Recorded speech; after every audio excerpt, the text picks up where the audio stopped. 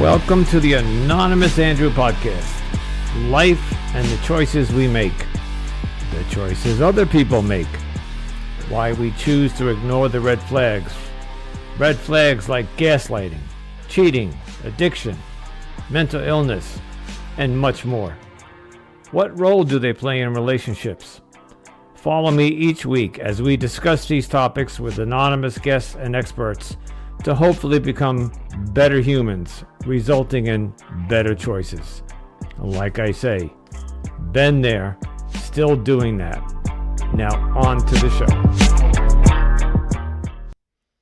Hello, Anonymous Andrew podcast, Life and the Choices We Make, back with you.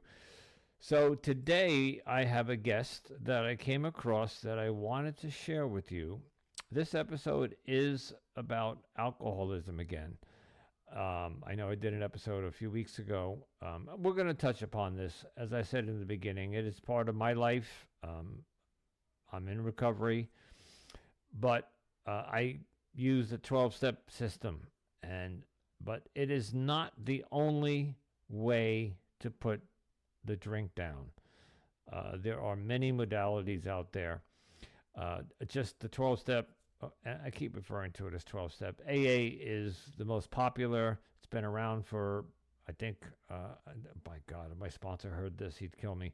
I think our birthday just passed. I think we're 80 years old. Oh God, I should know that. Anyway, 2 weeks ago we celebrated almost 80 years or 80 plus years. But there's many other modalities out there. So I came across this woman, Forte, and she has a program, and it's a very interesting program. It's a little bit faith-based. You have to have a spirituality and a connection with God. But I wanted to share it with you because I found it interesting. And AA is not for everybody. We know that. There are people who just find a stigma attached to it. Or they just don't want to go and run into their neighbor. We think it's embarrassing if you go to AA and you see your next door neighbor there. It's kind of awkward. In the beginning, of course, we all have a common theme. And anyway, I hope you enjoy this episode, and we'll talk to you soon. Ciao.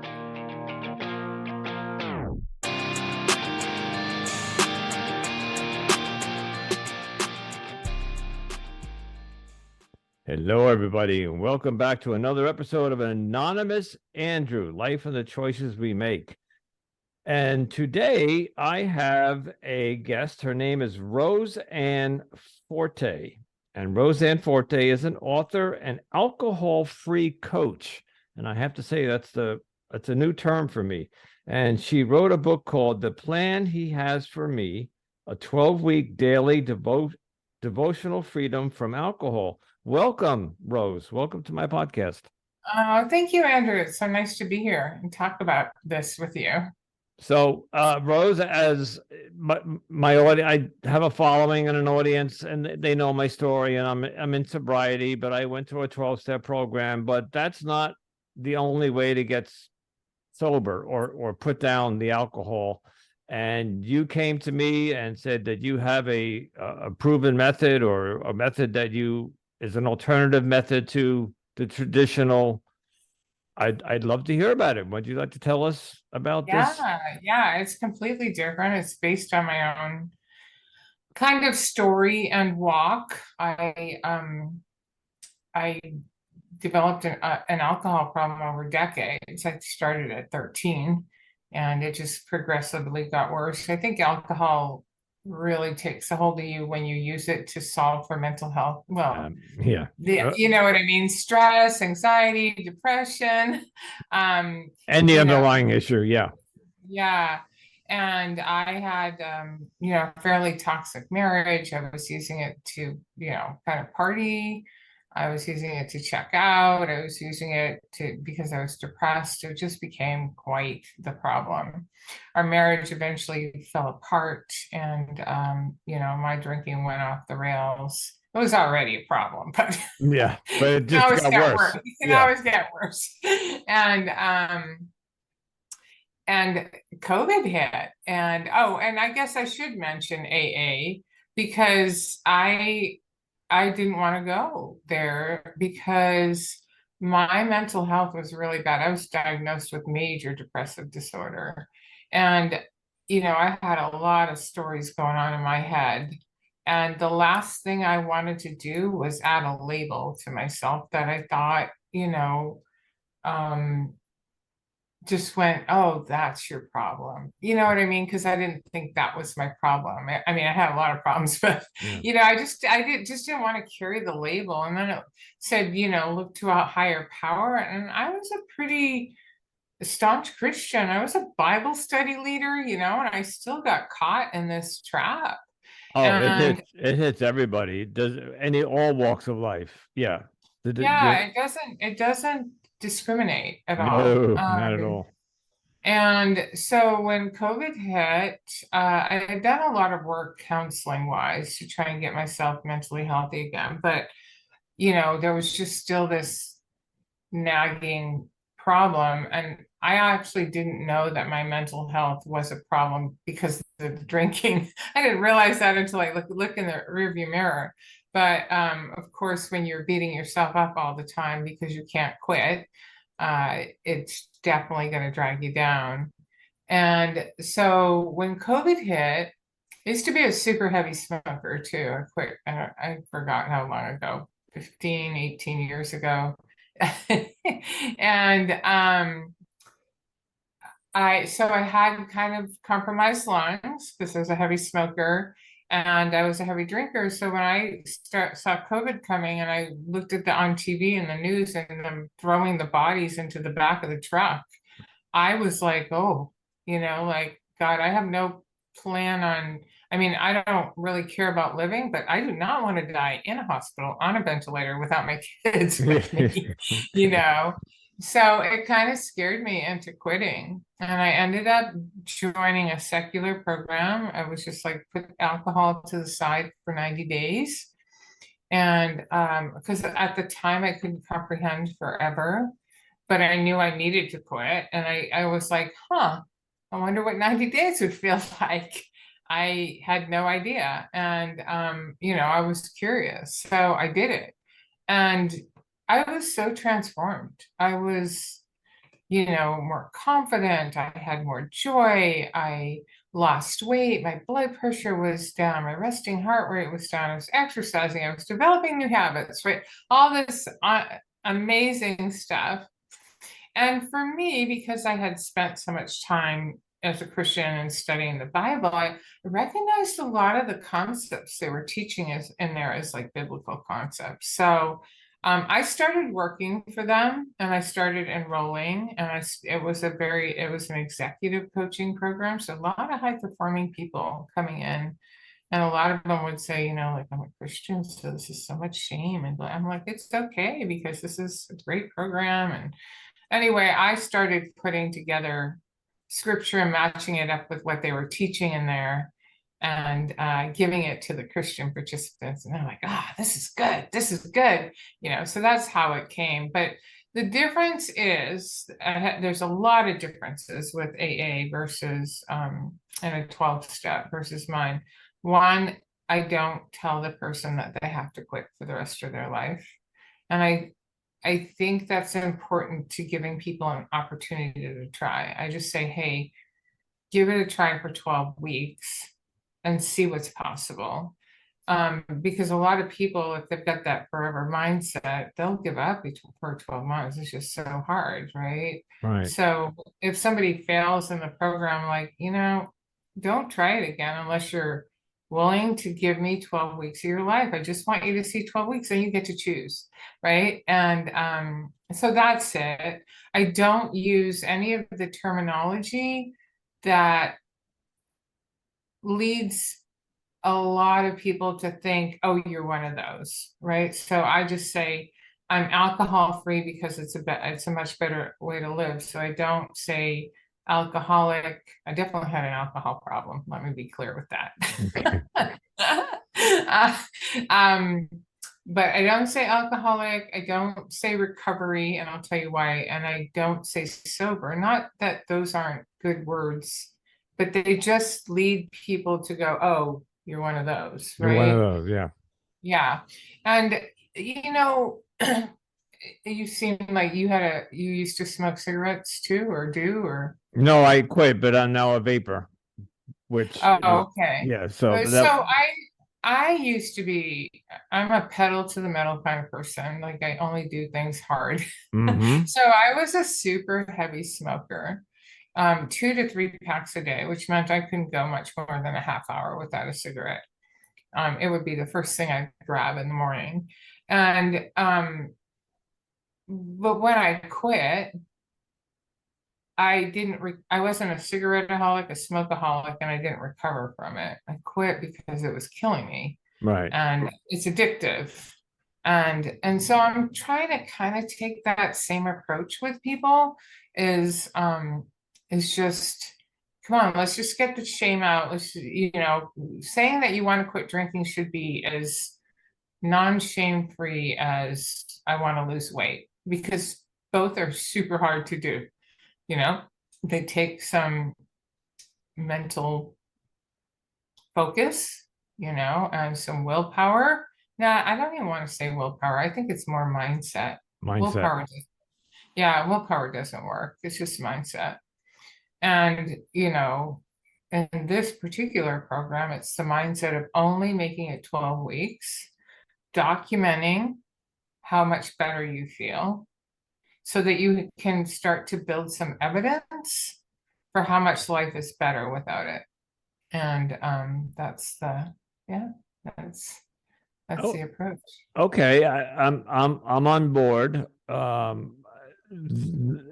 And just, I guess, if people don't know, when you go to a 12-step program, it's not mandatory, but people introduced, if they put their hand up and share, they'll say, my name is Andrew and I'm an alcoholic. So that you were talking about labeling. And so you shy away from putting a label on it. So, which is fine. It's in the 12-step program, they do that because that becomes your identity. And then you begin to fix everything underneath that. What happens during these 12 weeks? You had mentioned that you have them journal, and as they are. Yeah, so in the devotional, it is a daily journal. So it's really only a couple of minutes of work. You can make it a lot longer work. But I have people do gratitude every day. It's really, when I went through my program, I learned about the science of the brain. And I know they call it a disease, but the disease just means that your brain has been rewired. Yeah. It's been physically rewired, for something. However, there's something called neuroplasticity, so you can rewire it differently in the future. So what I'm trying to do is practice. I tell people they have to practice a new thought pattern and be grateful for everything in their life, grateful for feeling better, that kind of stuff. So every day I will ask people to write down 10 things that they're grateful for, because instead of looking at the glass half empty, they'll look at it as half full. And that's just how the brain works. It looks for evidence of what you put in there. So if I'm always grateful for my family, my kids, my sister, my time with my friend, my lunch, my house, my couch, it, Yeah. feet to walk, hands, a voice to talk. It's just super simple things. So you and I understand that it's humanity that stuff happens. It's pretty Yeah. bad out there, and Uh-huh. we can be victims, innocent victims of things happening to us. But if we're daily focused on gratitude, it'll be like, well, at least I have this. And I remember doing that when I was younger. I had a miscarriage and I went into a very deep and dark depression, until I started maybe watching the news or something, or, going, wait a minute, why do you just so focused on this negative thing. You know, you are lucky, you are fortunate, you can get, you know. And so I think that you're just training your brain to go, yeah, that really stinks. And I've got to deal with that. And I'm so fortunate. So let me just move forward with, you know, what I can do about it. Because a lot of things that happen to us, we have no control over. You know, you Yeah. can't do anything about the spilt milk. You just gotta, well, it's there. I gotta clean it up. You know, you can't, there are things you can do to change a situation, but you can only do so much. You can't control the results, you No. know?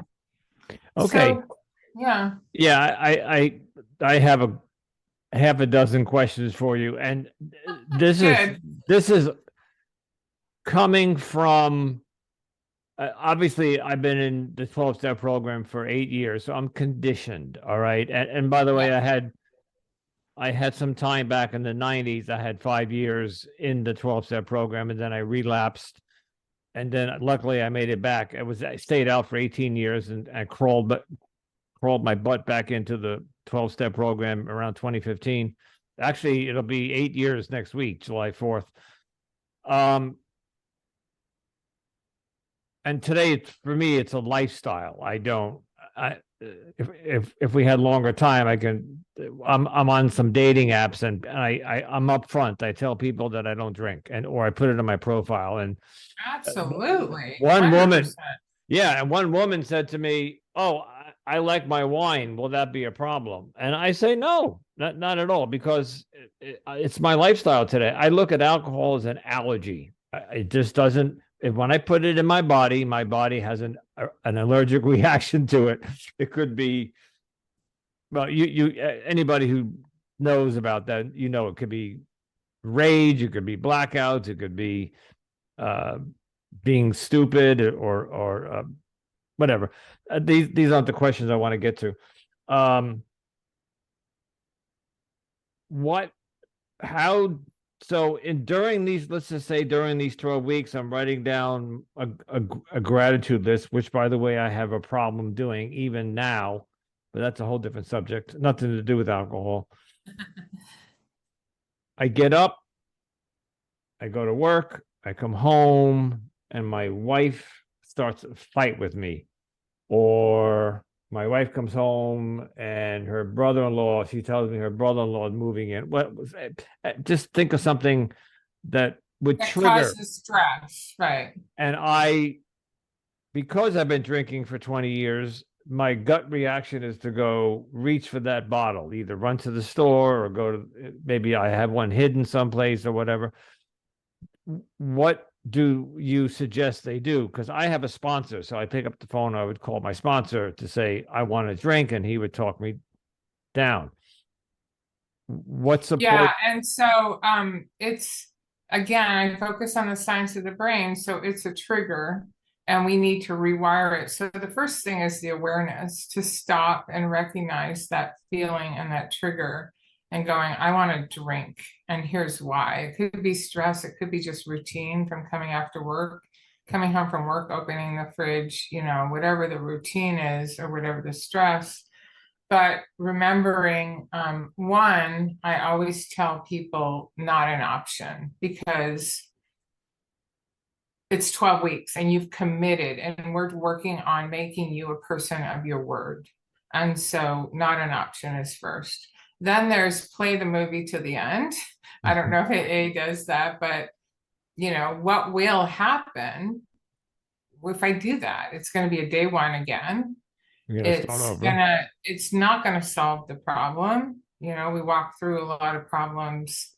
You know, I always say one of the reasons we get addicted is it really does calm our nervous Oh system. yeah.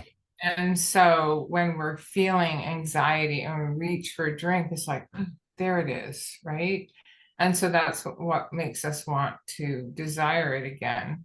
Well, then we have to learn how to deal with anxiety or deal with relationships. But we have this false belief because of the initial effect that it will solve for the anxiety. And truly that's a lie. And you and I know this, right? So now we've got a problem. Oh, anxiety, reach for the drink. What just happened? You didn't deal with the problem. You reach for the drink. You don't know what you may regret what you said, you regret what you did, you created more problems, you feel worse in the morning, and the Yep. problem never got solved, Never got right? solved. Right. No. So, so I kind of focus a lot on truth. Like, what is the truth about alcohol? The truth is it's a toxin. Our body processes it horrendously. It's an addictive drug. I look at it as it's the same thing as when I was younger in the cigarette companies. They used to go, the Marlboro Man was so cool, and Virginia Yeah. Slim's lady was sexy, and get the girl, and your doctor recommends, right? Camel Lights. That's the world I grew up in Me to too. quit Yep. smoking. Mm-hmm. And that's what the alcohol companies are doing. It's a toxin. It's not, it's the substance. I try and take the focus. I know that this is different from where you were looking at it, but I really try and take the focus away from the person and put it on the substance, because it is it I don't know if you know this, it increases the likelihood of 8 different kinds of cancers. Oh yeah. Oh, Yeah. absolutely. It increases inflammation in your body. Inflammation is the source of just about every disease we know of. Uh, It's uh, not a friend. It's not a friend to anybody's body. no, and I think I've told this story before on here. Is that I did so much damage to my body that when I finally I didn't go to 12 step. Now, first, when I in 2015, I walked into my doctor's office because he had been telling me for years, every year for my checkup, you're killing yourself. Your liver enzymes are off the charts. Your pancreas, you have pancreatitis.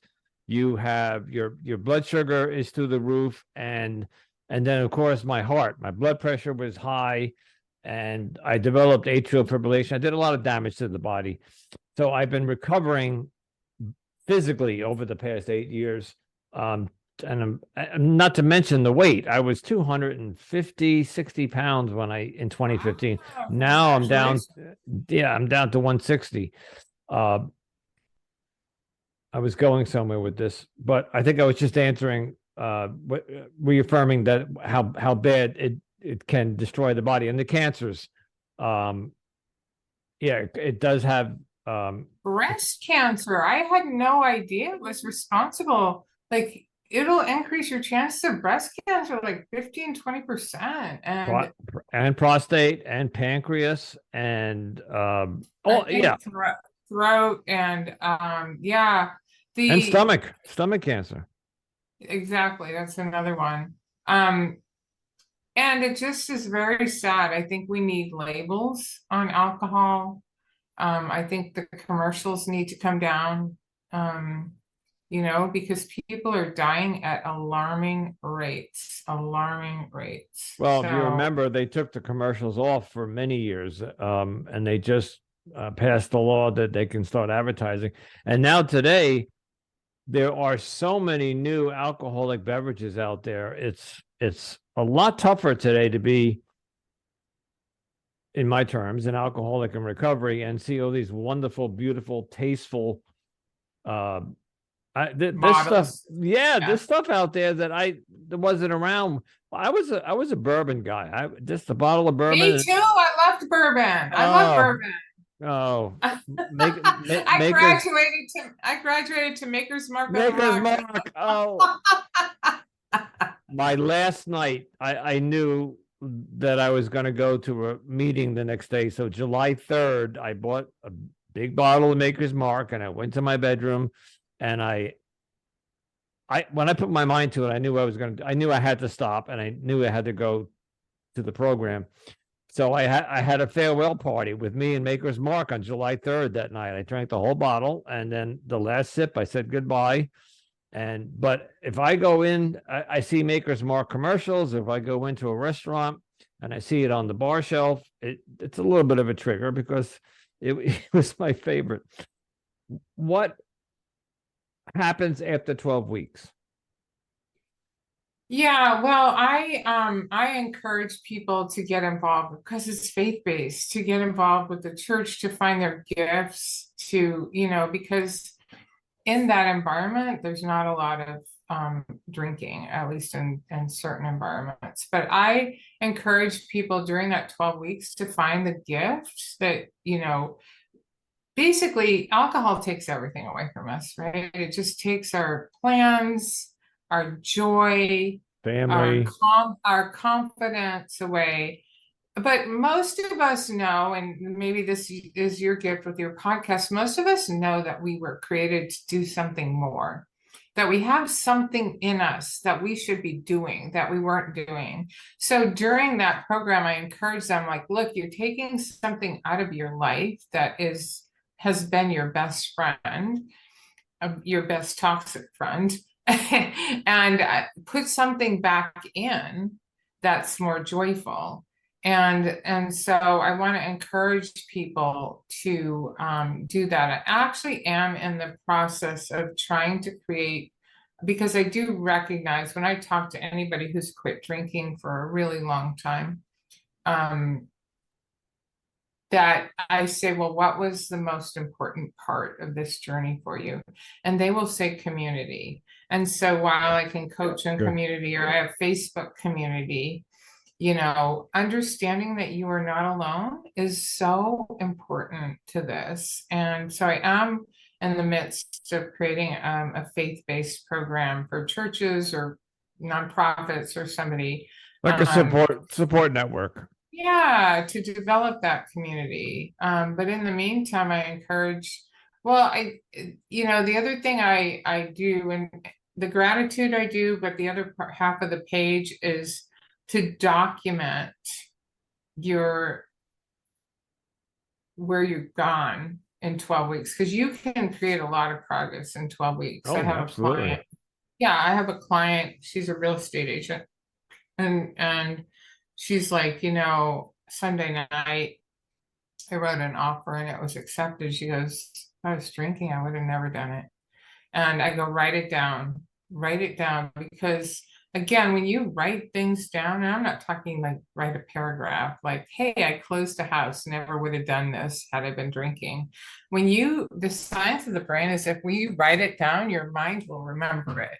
And so that's why it's a daily devotional, so you can think about gratitude and wait, I'm sleeping better. I used to sleep like crap, right? So you just remember, and because at the end of 12 weeks, I go, okay, it's your choice. What are you going to choose to do? And I warn them that they have quieted the operating system, that they have control of it now. It's not forever control, because as you know, it comes up, but then you go back to, like, wait a minute, do I want to go back to where I was? And the answer is heck no. Okay. One more quick question, and then we got to wrap. So some alcoholics have gotten to the point where they are physically dependent on it. And if they stop drinking, so the example that I often, I you know where I'm going. I don't deal with it. I would be the person that you would deal with after you get out of rehab, because that's a medical necessity. That's the question. Yeah. So they need to be detoxed medically. They need to go either to a detox or a rehab. I keep forgetting her name, Amy Winehouse, who tried to stop drinking on her own, and she died. So I did a recent episode with Kasak, a credentialed alcohol substance abuse counselor, and he said alcohol and benzodiazepines are the two drugs or substances that you just should not quit. Yeah. Right. You need medical assistance. And my doctor detoxed me outpatient with Librium. So super, super important that if you're, as a matter of fact, the last client I just enrolled, she said she was kind of shaking in the morning, and I'm like, I think you should check with your doctor before you do that. I don't, that's a super serious thing. They come to you after they've been treated medically, and then you take it over from there. So, Yeah, yeah. okay. I have some of my best testimonies actually would be somebody who's not been drinking or doing drugs. I've got some of my best testimonies from people that used to be on drugs. And because they feel victim to the alcohol, and mine switches the focus that the alcohol is the problem, not you. And they just all of a sudden they like, so I have a lot of my great testimonies that come from people who are like, yeah, I haven't drank in a year, but it's miserable and miserable every Yeah. day. Mm-hmm. You're miserable every day, try this, Yeah. Well, So, yeah. I've met in my 12 step, I've had people come in, they were dry for 10 years or 5 years. They were able to put the drink down, but they were miserable, and they needed a community like you were talking about, and they chose it. In my case, they chose the stories I've heard on the 12 steps. But I think you need a support network, you need a community, and that's something that you have. So we do have to wrap it up. Where I will put all this information that you supply me in the show notes. Do you want to tell us where they can find you? And of course, yeah, it's www.theplansehehasforme.com. And there you can get some flashcards for people who the biggest thing they struggle if they have to go out to a social event and there's alcohol there. So I have flashcards for people, 20 different like really positive things you can say for why you're not drinking. You don't have to go, oh, I'm an alcoholic, I can't do it. Like yeah. I have responses that are, different. And you can also get the book there on Amazon. So, and if you get the book, I'm also on Facebook helping people and supporting people through the process. Let's connect on Facebook. So when we're done here, you email me all of your links and we'll connect there. Just one quick story. 1 year after I got sober, maybe maybe a year and a half, my oldest son got married, and a plush wedding, and I was scared to death that this would be my first big event where there would be alcohol everywhere. And obviously I got through it, but it can be very difficult to proceed into life. Especially the first time. I think once you practice, but going in with that mindset we talked about, like, I'm going to do this. And then once you do it, you got that under your belt. So, yeah. Well, Rose, I'm intrigued by this. There are many people out there that I know, I happen to know, that just will not go to a 12-step program, which is fine. We don't advertise, and we don't, we're not the only solution. And I applaud you that you put together something that there's an alternative way to approach putting down the alcohol. I'm trying to be careful not to use some of the labels. So you can use it. I just don't. Yeah. Okay. Great. Rose, thank you so much for joining us. I'll put everything in the show notes. Let's stay connected. And listen, if I get referrals, I'll send them your way, because there are people that come into the program and then they'll walk out, and sometimes we go after them. If somebody comes into our 12 step and you can tell they're not getting it and they're going to leave, we try to get them to come back one more time, but sometimes they'll just say, no, this isn't for me. But now I have somebody I can refer them to, which is a great idea. So great. I'll even mail you a book. So. Excellent. Thank you. All right, everybody. Rose Ann Forte, and an alternate concept to putting down the alcohol.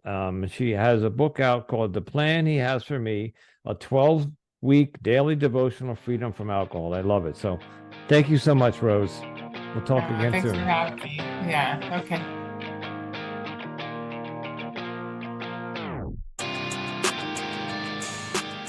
Wow. I hope you found that interesting as I did. And if you're struggling with alcohol or any other addiction, give Rose a call. Reach out to her. All the information will be in the show notes. There is, like I said, AA is not for everybody. So if you know somebody that might not want to go to AA and they would like to try another modality, reach out to Rose. Speaking of reaching out, I'm going to reach out to you and ask you for a big favor. Please subscribe to my podcast, follow my podcast on whatever platform you are on. If you are on Apple, I believe you can leave a review and rate the podcast 5 stars. Hint, hint. But no, seriously, give me as many stars as you think I deserve. And please put a little blurb down below. And if there's something you don't like, please let me know. And I need to promote this too. I do finally have a website. I've been talking about building a website since day one, and it is finally up and running. AnonymousAndrewPodcast.com, and you can always just go there, and all my episodes that I've done are on there, and news and upcoming contests and all of that will be on the website. So ladies and gentlemen, thank you so much for listening and supporting me. It is beyond my wildest dreams. I am enjoying this so much. Thank you, and we will see you next time. And as always, if you're going to make a choice, please choose wisely. Ciao.